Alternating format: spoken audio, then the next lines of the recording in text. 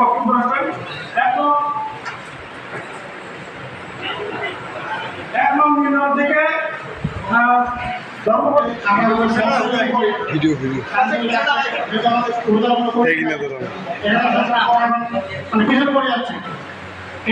সমাধান হয়তো মানে জেলা আহ্বায়ক কমিটি তাহলে অনেক ভালো কিছু একটা নির্দেশনা পাওয়া যাবে। এভাবে আমি বক্তব্য শেষ করছি। আসসালামু আলাইকুম।